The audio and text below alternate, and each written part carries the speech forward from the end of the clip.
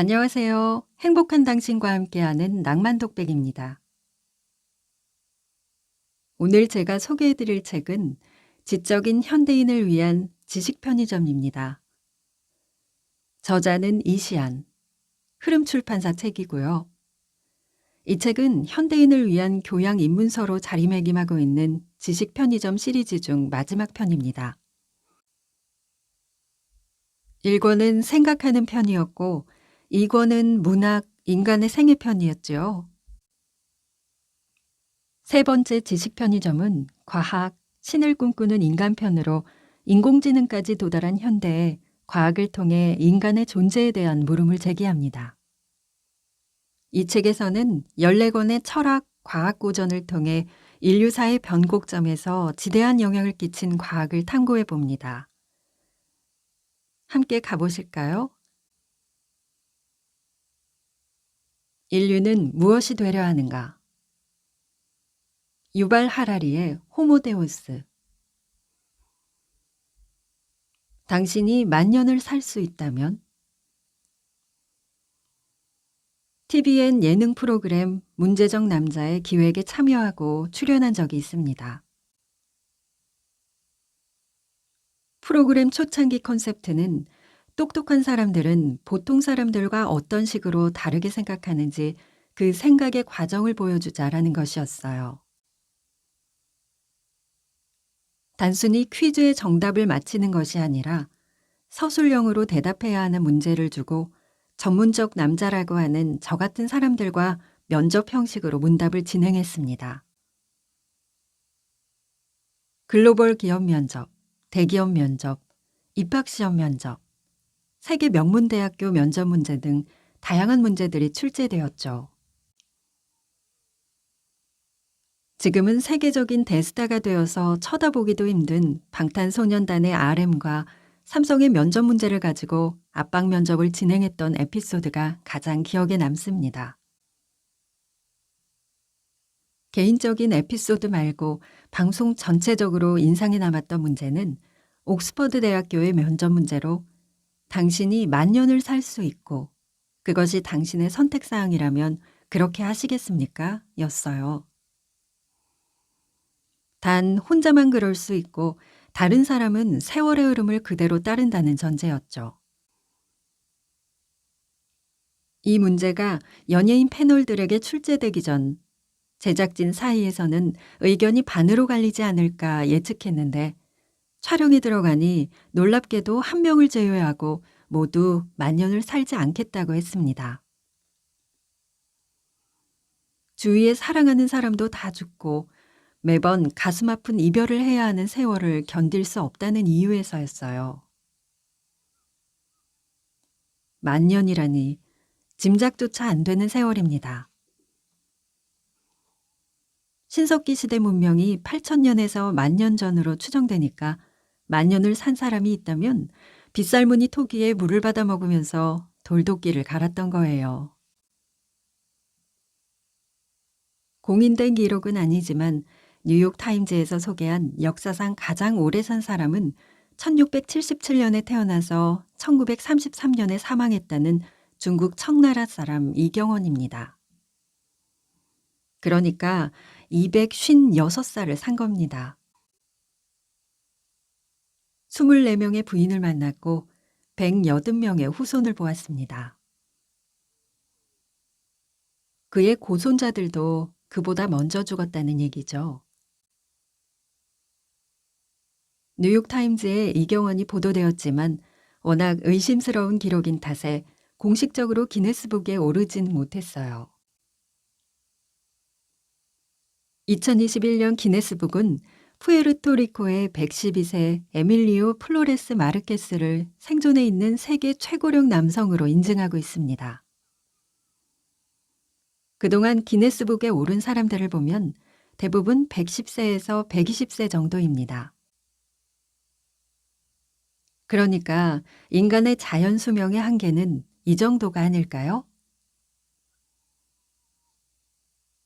서귀포라는 이름을 남긴 서복이 찾던 것. 인간 대부분은 120세라는 자연 수명도 넘기지 못합니다.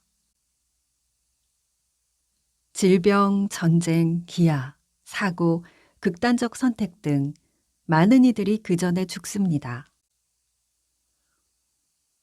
선진국이라고 해도 통계적으로 사람의 평균 수명은 70세에서 80세 정도니까요. 그래서인지 부자들의 꿈은 거의 비슷합니다. 무병장수죠. 돈과 권력을 획득하면 그 다음에는 그 유익을 계속 누리고 싶어지는 법 아니겠어요? 불사를 꿈꾸고 구체적 행동에 옮긴 인물 중 가장 유명한 사람은 중국 최초의 통일왕조를 이룩한 진시황일 것입니다. 대륙을 제패했으니 그 감격과 권위는 하늘을 찔렀겠죠. 진시황은 자신이 이룩한 과업에 심취한 나머지 불로불사를 꿈꿉니다. 현세의 권세와 재산을 놓치고 싶지 않았던 거죠. 그래서 서복이라는 인물에게 불로초 원정대를 꾸리게 하여 동쪽으로 보냅니다. 공유와 박보검 주연의 죽지 않는 복제인간에 대한 영화 서복의 주인공 서복의 이름은 바로 진시황의 불로초 원정대 대장의 이름을 딴 것입니다. 서복의 전설은 한국 곳곳에 많이 남아 있어요. 그만큼 미친 듯이 불로초를 찾아 헤맸다는 건데요. 각인이 가장 많이 된 곳은 제주도의 서귀포죠. 서귀포의 이름이 서복에서 유래한 것입니다. 서복이 정방폭포를 보고 그 경치에 감탄해 폭포의 암벽에 서불과지라는 글자를 새겼다고 하죠. 서복이 이곳을 지나갔다는 뜻입니다. 예나 지금이나 제재하지 않으면 이렇게 자연을 해치는 사람들이 있나 봅니다. 지금으로부터 2200여 년 전이니까 자연을 보호해야 한다는 개념이 더 떨어졌을 수 있겠죠. 서귀포는 정방폭포 근처에 있는 포구였고 그 뜻이 서복이 서쪽으로 돌아간 포구라는 것입니다. 지금도 서귀포에는 서복공원과 서복전시관이 있어요. 서복의 자취는 한국뿐만 아니라 동아시아 곳곳에서 발견됩니다. 원정대가 대규모였다는 뜻이겠죠. 특히 서복은 진시황에게 돌아가지 않고 다른 곳으로 가서 나라를 세웠다고 전해지는데 그 나라의 후보로 대만 또는 일본 등이 거론됩니다. 특히 조선 중인 문인 박인로의 가사 성산탄에는 임진왜란은 진시황이 서복을 동쪽에 보내 일본의 나라를 세웠기 때문에 일어난 것이니 이게 다 진시황 탓이다 라는 구절이 있다고 합니다. 물론 옛사람들의 말이라고 무조건 옳은 것은 아니죠. 임진왜란을 기준으로 해도 서복 이야기는 약 1800년 전 이야기니까요. 그저 전설일 뿐입니다. 그래도 일본 사가현에는 서복전시관이, 와카야마현에는 서복공원과 서복의 무덤이 있다고 하니 서복과 아주 관계가 없지는 않나 봅니다. 진시황이 보낸 서복은 존재조차 확실하지 않은 불로초를 찾아 동아시아를 들쑤시고 다녔는데요. 정작 진시황은 50세의 나이로 병을 얻어 객사합니다. 허무한 결말이긴 해요. 게다가 진시황의 제국은 그가 죽은 후 3년 만에 사라졌으니 더 허무하죠. 만약 진시황이 만년을 살 수 있었다면 어땠을까요? 사실 그건 조금 과하고 현대의학 수준의 황제라는 여러 가지 특권을 받아 100세까지 살 수 있었다고 한다면 중국의 역사, 나아가 세계의 역사는 지금과 굉장히 다를 것입니다. 그런데 인간의 수명은 앞으로 100년 안에 100세 정도는 가뿐히 넘고 어쩌면 또 다른 존재로까지 향할 수 있다는 예측이 나오기도 해요. 수명이 정해진 호모 사피엔스를 넘어 죽음을 극복한 인간 호모데우스죠. 인류가 신으로 업그레이드되는 순간. 유발 하라리의 사피엔스는 그를 현대의 가장 영향력 있는 지식인의 반열에 들게 해주었습니다. 하라리의 책은 사피엔스를 시작으로 총 3부작이라고 할 수 있는데요. 호모데우스, 21세기를 위한 21가지 재현이 나머지 2권입니다. 정확하게 매칭되는 것은 아니지만 사피엔스는 대략 과거에 대한 이야기입니다. 인류가 어떤 과정을 거쳐서 지금에 이르게 되었는지 보여줍니다. 그리고 21세기를 위한 21가지 재현은 현재에 대한 이야기입니다. 지금 우리가 가진 문제들을 어떻게 해결할 것인가에 대한 하라리의 진단과 분석, 제안이 담겨 있습니다. 마지막 호모데우스는 우리의 미래에 대한 이야기예요. 먼 미래는 아니고 가까운 근미래에 대한 이야기라고 할 수 있습니다. 호모데우스는 하라리의 전작인 사피엔스의 다음 편이에요. 사피엔스에서는 호모 사피엔스 종족인 인간이 다른 동물들과의 경쟁, 그리고 특히 네안데르탈인 같은 종족들과의 경쟁에서 살아남아 현재 지구에서 우위종이 될 수 있었던 이유를 찾습니다. 간단하게 말하면 인지혁명, 농업혁명, 과학혁명을 거치며 죽음까지 극복할 수 있는 새로운 인류로 진화하고 있다는 것이죠. 호모데우스는 여기에 이어지는 것으로 굶주림, 질병, 폭력으로 인한 사망률을 줄인 인간이 그 다음 단계인 노화와 죽음을 극복하는 단계로 가고 있다는 것이죠. 호모데우스의 데우스는 신을 뜻하는 말입니다. 그러니까 호모사피엔스에서 호모데우스로 간다는 말은 인류가 신으로 업그레이드 된다는 뜻이에요. 노화와 죽음을 극복하고 이전에는 불가능했던 것들을 기술의 발전으로 성취하고 컨트롤할 수 있게 되니까 이것을 신성을 획득한다고 표현해도 아주 과한 것은 아닐 듯합니다. 일단 죽지 않고 늙지 않는다는 것이니까요. 호모데우스는 처음 서문과 이후 세계의 장으로 구분되어 있습니다. 서문을 읽으면 이 책에서 하라리가 하려는 이야기가 무엇인지 확실히 알 수 있어요. 이어지는 세계의 장에서 그런 사유의 과정을 인류의 역사와 함께 정리하며 자세하게 이야기합니다.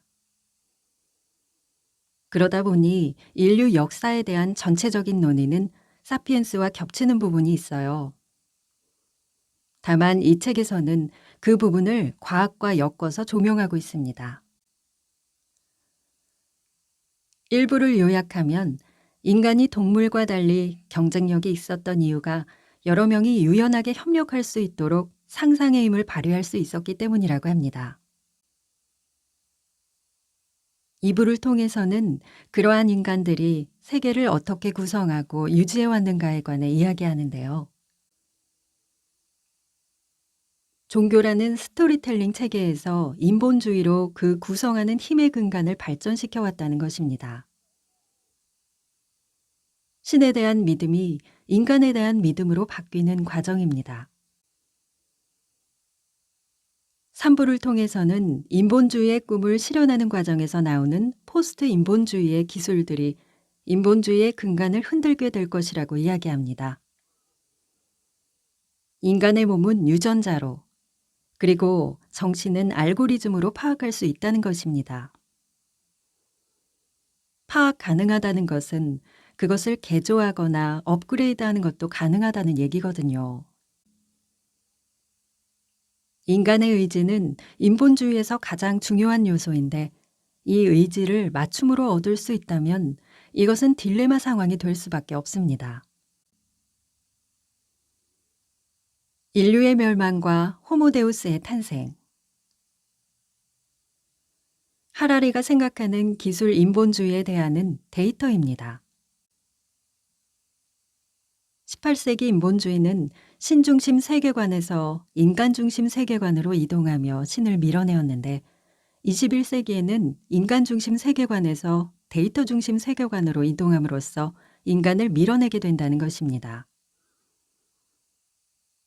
호모사피엔스가 사라지고 그것을 대체하는 것이 바로 기술, 데이터로 무장한 호모데우스죠. 호모데우스는 지금의 인류와는 다른 종족입니다. 그러니까 하라리에 따르면 지금 인류는 멸망을 앞둔 셈입니다. 마지막에 하라리는 유기체는 단지 알고리즘이고 생명체는 데이터를 처리하는 과정에 불과할까? 라는 문제를 같이 생각해 보자고 합니다.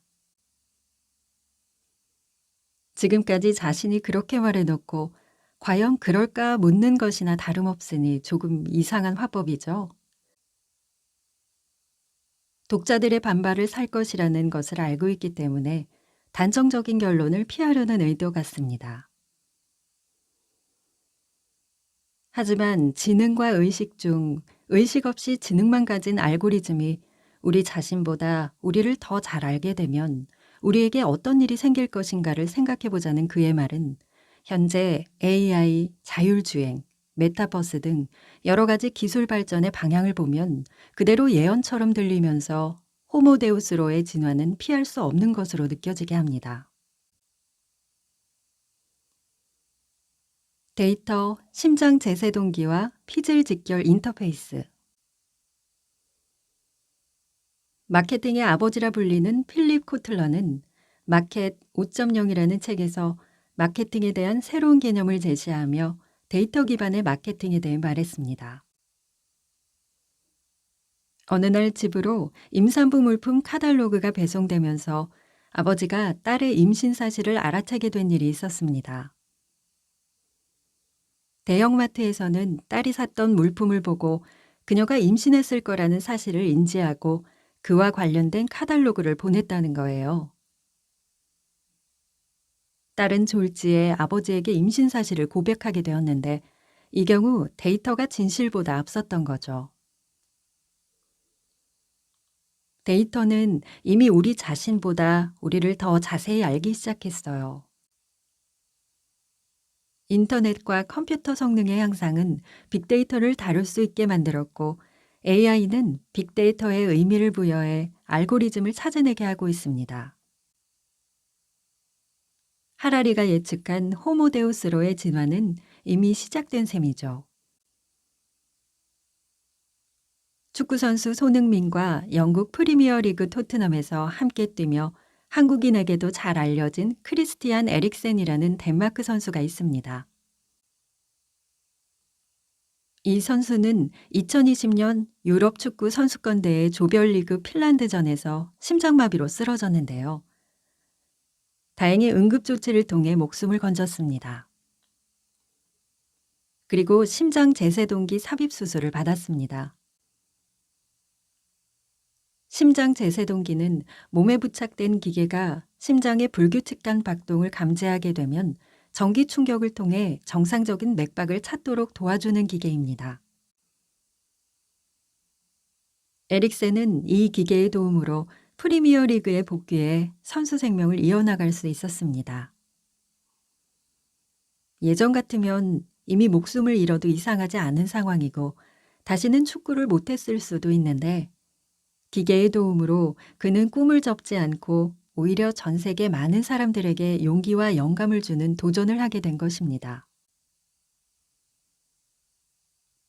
자동차 기업 테슬라의 CEO 일론 머스크는 뉴럴링크라는 회사를 설립해 인간의 뇌에 데이터 칩을 심고 정보를 다운로드하거나 업로드하는 기술을 연구하고 있습니다. 동전 크기의 칩을 삽입하는 기술은 이미 개발을 끝내서 동물 실험에 성공한 상태라고 하죠.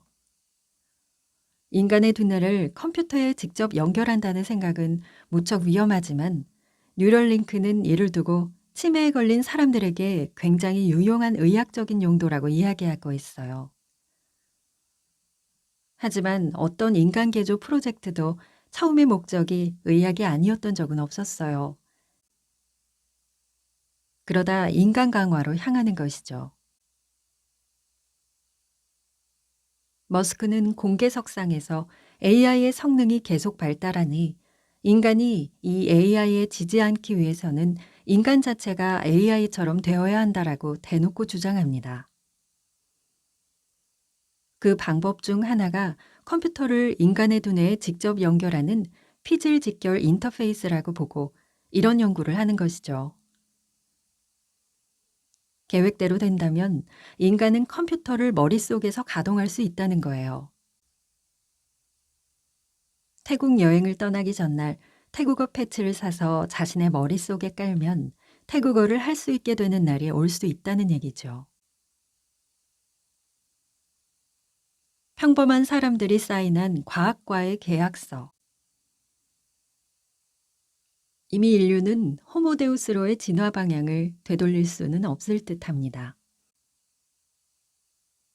유전자 조작은 미치광이 과학자에 의해서가 아니라 평범한 학부모들에 의해 먼저 시작될 것이라는 예측도 있습니다. 1,000만 원으로 유전자를 조작하고 두뇌가 명석한 아이가 태어난다고 하면 그것을 거절할 부모는 생각보다 많지 않을 거라는 것이죠. 수명을 초월하고 질병을 극복한 사람. 그것이 인류에게 재앙인지 축복인지는 결론 짓기 어려운 문제이지만 그 길을 갈 것인가 하는 문제는 비교적 쉽게 결정할 수 있을 것 같네요. 그러니까 호모데우스로의 진화를 받아들이느냐 아니냐는 이미 우리의 선택사항이 아닌 것 같습니다. 다만 우리 세대의 호모데우스가 되느냐, 그 다음 세대로 넘어갈 것이냐의 문제죠. 우리는 이미 과학을 줄 테니 영혼을 달라는 메피스토펠레스의 계약서에 서명한 셈입니다. 이 계약의 끝에는 무엇이 있을까요? 도대체 과학은 인류를 어디까지 데려다 줄까요? 이 궁금함을 풀기 위해 지금까지 인류와 과학이 동행했던 길을 더듬어 보면서 과학이 가려는 길을 짐작해 보고자 합니다.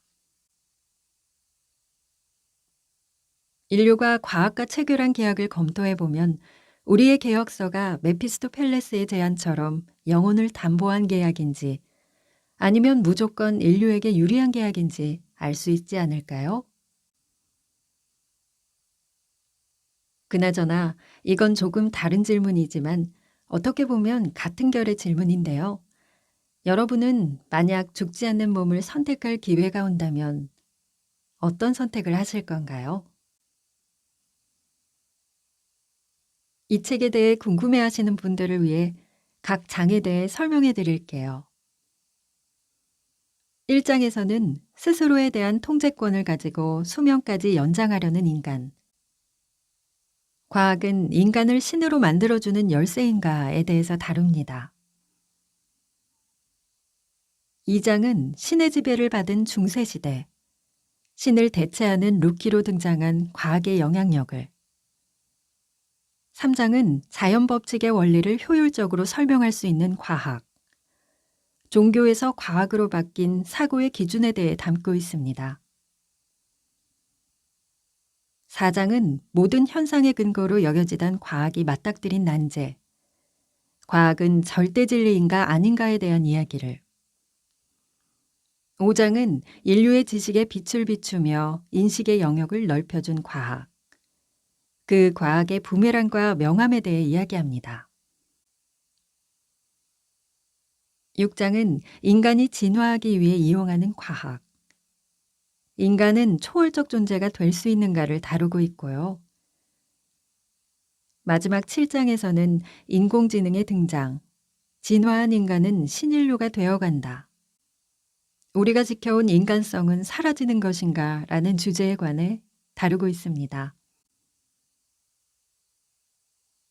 저는 이 책이 지식 편의점이라는 책 제목답게 부담 없이 읽히고 우리가 한 번쯤은 생각해 봐야 하는 철학적인 주제를 과학이란 틀 안에서 다루고 있어서 참 재미있었습니다.